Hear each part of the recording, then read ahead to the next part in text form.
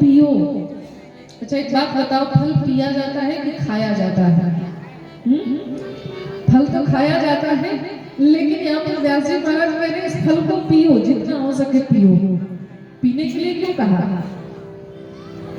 अच्छा एक बात बताओ, आप आम का फल है, उसको जब हम छिलका कटली हटा करके उसके रस को जब माजा स्लाइस क्या होता है उसका, आम का रस जो होता है उसमें भर देते हैं, तो फिर उसको पीते हैं कि खाते हैं?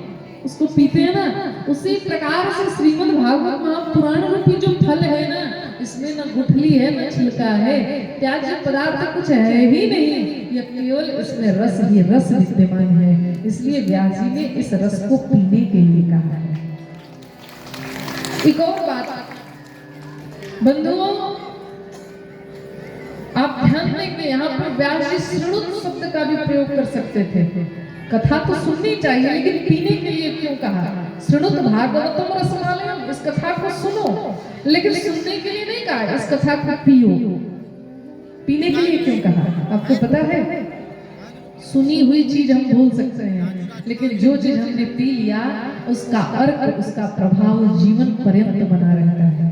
जैसे माँ का दूध, बालक माँ का दूध बचपन में पिया होता है, लेकिन 55 की अवस्था में भी लोग कहते हैं ना, माँ का दूध पिया है तो बाहर निकलता है।